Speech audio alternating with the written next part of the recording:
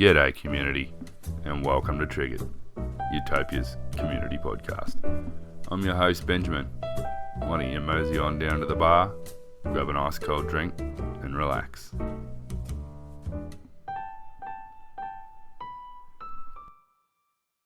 Today we're chatting with Hawk, former member of BruteForce. Welcome, Hawk. Hello. Okay, mate, thanks for coming on the show. For those who aren't aware, Hawk was the actual prime candidate for episode 1. However, due to a few scheduling reasons, we were forced to push this interview back a bit. Fortunately for the community, he's here now and ready to roll. First up, mate, can you just tell me a little bit about yourself outside of the game? Okay. Well, I live in Boston, which is the United States, and I am a full-time facilities manager. I have 3 buildings that I look after right now. One is about 450,000 square feet. That's what I do full-time during the day, about 10 hours a day. And then I've got 5 small businesses that I kind of run all on the side. Bit of an entrepreneur. Yep. Nice. Everything from residential construction to speaking arrangements. Of course, the maple syrup, which everybody knows about. I got told by Devolution that I had to mention the maple syrup. I actually forgot to mention it in the interview, but I'm glad you brought it up. Yep. Can you explain a little bit about the maple syrup? Well, my family has had a farm in Vermont for about 23 or 24 years or so now. And for the first 5 or 6 years that they had owned it, they did produce maple syrup and all that good stuff. They stopped after that. Me and my sisters, I have 3 sisters, by the way. We were starting to get a little bit older, so we weren't able to go up as much. So they stopped kind of doing it. When I turned, my mid-20s or so, I said to my father, I said, we need to start doing this again. So we started it back up for about 5 years. We kind of just sold like wholesale back to the market, kind of personal stuff. And then we started doing it at like farmers markets and all that. And you're still doing it now? Yes. Okay. Well, there you go. Yep. Story of the maple syrup for you there, Devolution. That's right. Okay. All right. So as per last episode, I plan to break this interview down into 3 segments: retro Utopia, current Utopia, and future Utopia, which will be followed by a series of questions relating to each time period. You okay with that, mate? Sure. Okay. So again, retro Utopia, which was defined by me as anything age 30 or earlier. Having played in arguably the most known kingdom in the history of Utopia, what do you remember of your first few ages before BruteForce? Well, I think I started in about age 9 or 10. I couldn't really pinpoint. I remember Treadvolt and Hello Dim Forest, so I know I was around for that. So that was age 10, I think, Hello Dim Forest? Right. So I know I was there for that. I started out in some random kingdom I don't remember. I think I moved around for maybe 2 ages until I eventually found a kingdom that I stayed with. And unfortunately, I don't have contact with anybody else in that kingdom. I remember a few people, but it was a long time ago. But I did play with them for many ages, all the way up until I did go join BruteForce. And just quickly, what age do you remember you joined BruteForce? Do you remember that? I joined BruteForce in age 20. Okay, so it was a good 10 years of ghetto jumping.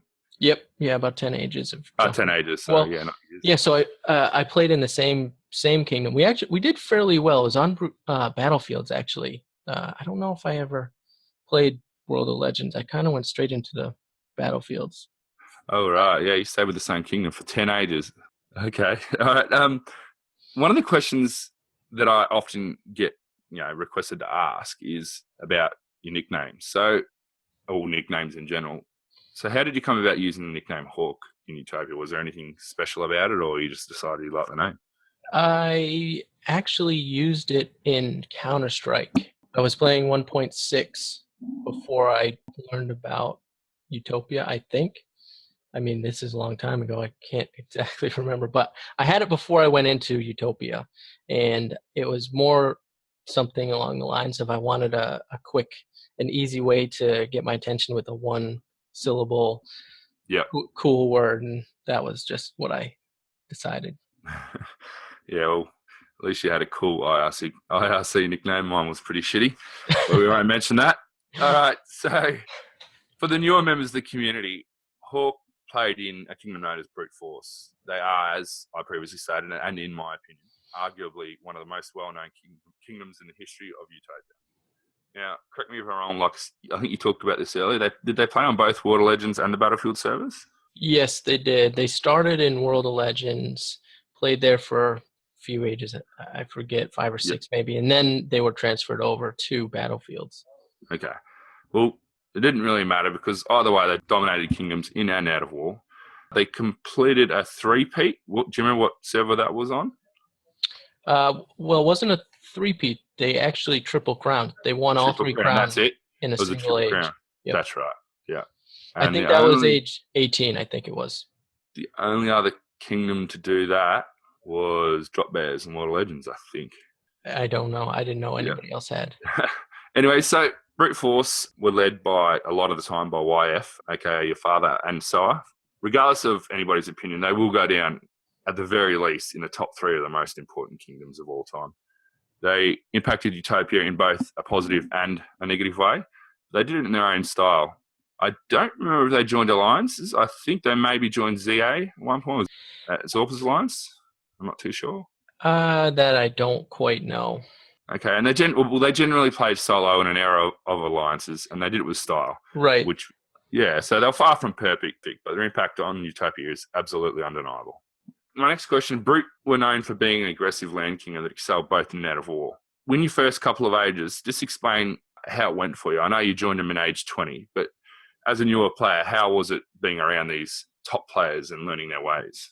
It was very exciting. I will say, I was essentially playing in a ghetto. We had a lot of fun. We did well, but we were never in the top charts. Back then, you had to be really good. There was so much competition, and to be on the top charts, it was very difficult. So time-consuming?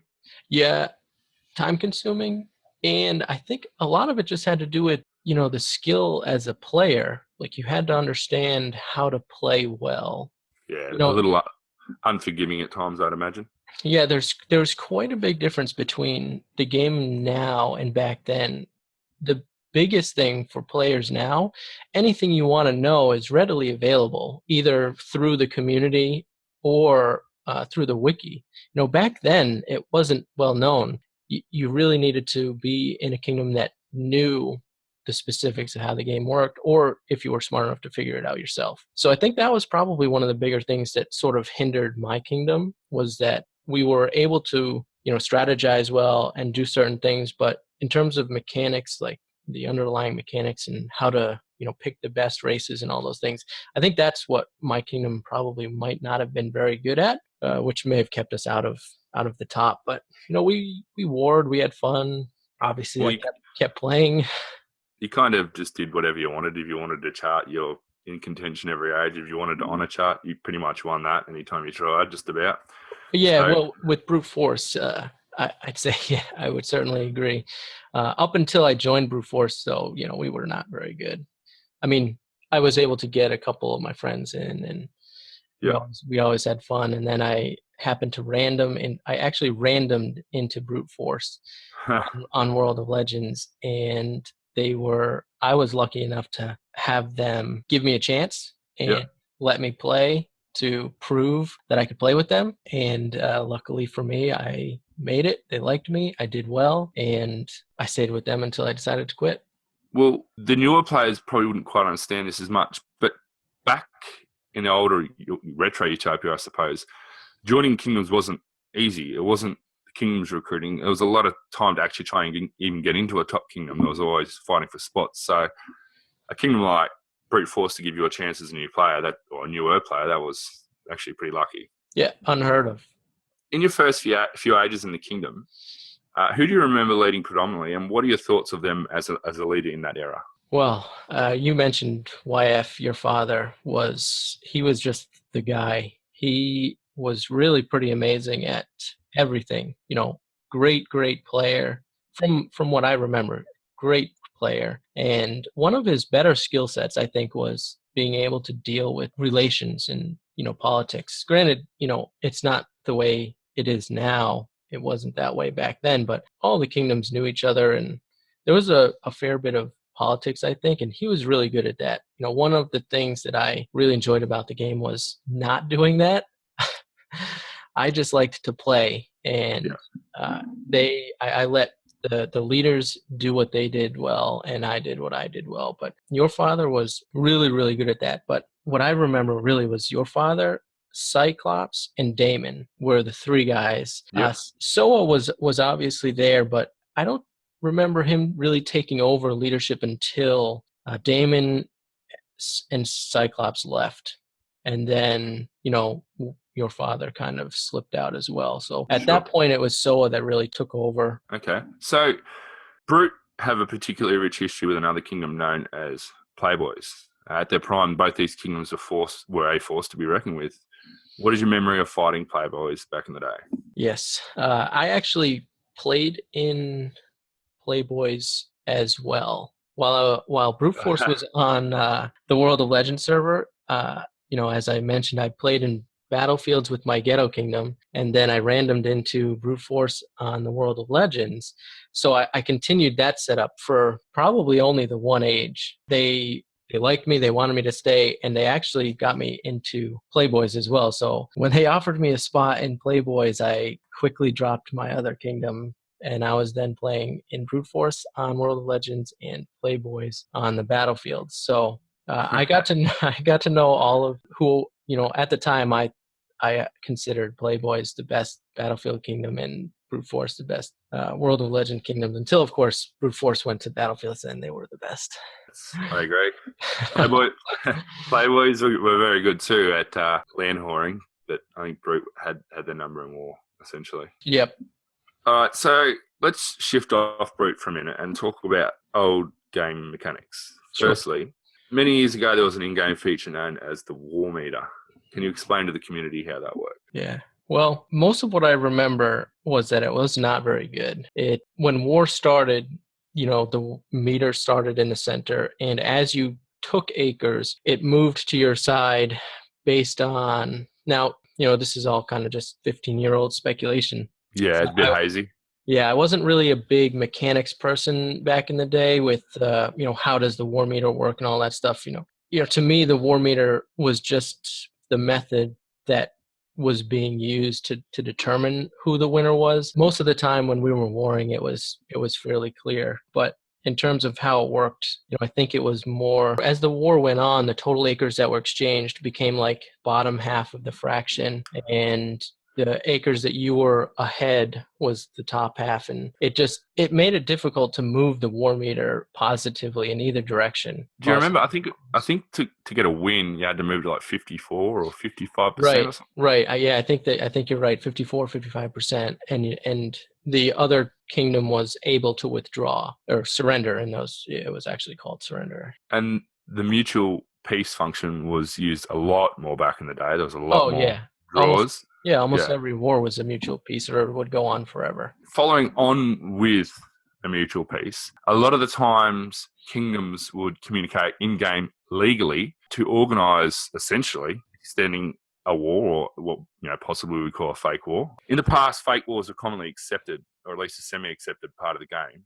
Often kingdoms would agree, like I said, in-game or on IRC, to withdraw at certain agreed dates to benefit both kingdoms. This would allow kingdoms to properly prepare for outer war. This is particularly relevant back when agreed ceasefires or mutual peaces were a lot more common. What are your thoughts on fake wars back in the day? And do you agree that having them being removed by in-game fractions is a good idea?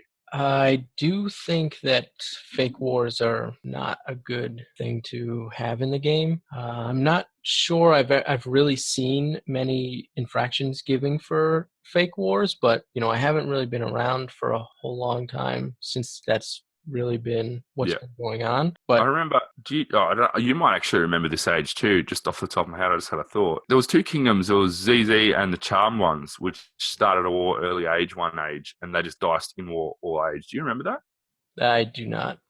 Okay. Well, from memory, and I'm sure the listeners will correct me if I'm wrong, but I think Absalom dished out a little in-game punishment for policing the server because they believe they're breaking the rules. Yeah. Okay, so as promised in episode 1, what are your memories of happiness in the game and how did it affect your playing? Well, I listened to Persane's podcast, and I don't actually remember it being quite that bad. Oh, I do. My thoughts, my memories anyway, were that, for me anyway, it was fairly easy to manipulate the happiness function to get what you wanted. Oh, well, you're probably looking at it from I'm sitting at number 1 or 2 or 3 in the world on the Battlefield server, and I'm probably looking at it as I'm sitting at about rank number 30 or Kingdom rank number 30, which is a lot harder back in the day, back down then. So yeah, of course. A lot harder to control. Yeah. The differences in, how the early game played out and all that stuff back then as compared to now had a huge effect on it. So I can certainly agree that it would differ greatly between, where we were and, where he was probably playing from. So did you play on the Genesis server at all? I did. What kingdoms or alliances or whatever, what were you a part of? I don't remember actually being a part of anything really. I played always just to kind of have fun on the Genesis server. It was just another server to play on for me. I played, I'm pretty sure I played on, once I began playing on both servers, I played on both servers until didn't play anymore. So when Genesis came along, it was just another server to play on with different stats and mechanics and all that stuff. That was, I was able to do things that I wasn't able to do in the top kingdoms, like, being in BruteForce, you're not really able to choose your own things you want to do. It was, almost a lifestyle. Yeah, you needed to do your best all the time. And on the Genesis server, it was really just a place to mess around, play with different people, try different things, really just mess around. And I had a lot of fun doing that. Yeah, I remember one age I decided to choose Orc and just try to grow as fast and as big as I could with 0 guilds and just army, and it was a lot of fun. I got really big, and I had my starting 10 wizards. You wouldn't have been able to cast any spells on anybody. No, hey, I didn't need to cast spells. The only spell I think they had at the time was Bloodlust, which gave an increase to offense military efficiency, and my sort of theory was that my goal is to be the biggest and the best, so if I need that 10%, I'm going too slow. So I just, and if I needed minor protection, I was doing something wrong. All right. So, I can't believe you did that in 10 Wizards. All right. Last question regarding Retro Utopia. What was your favorite war from long ago? With who and why? I don't really remember specific wars that much. I'm not really one of those types of people. Like you could talk to, if you talk to Zopper or Protector, they could tell you a specific age, when they had a war and who won it and how many attacks were made. Those guys are just like unbelievable when they can remember that type of stuff. That I'm not one of those people. I was, logging in, making my attacks, doing what I needed to do, and that was about it. All right. Well, I want to tell you about a story. When I wore BruteForce, and at the time I was in God's Army, and our kingdom was falling apart, was so inactive, and our monarch, I don't want to mention names, Dr. Alex, ordered us to wave BruteForce, and then you absolutely fucking annihilated us for about 3 days straight, and basically fucked our kingdom. So there's a story I reckon that most people wouldn't know. Essentially, God's Army was disbanded by BruteForce. Oh yeah, I may recall something of that nature. We moving smooth, we moving fast. You're tuned in to Trigger Utopia's podcast. We moving smooth, we moving fast. You're tuned in to Trigger Utopia's podcast. It's the Trigger Utopia's podcast. We coming at you smooth and we moving real fast. Attacking, defending, you know how we do. It's the gaming podcast set up just for you. We moving smooth, we moving fast. You're tuned in to Trigger Utopia's podcast.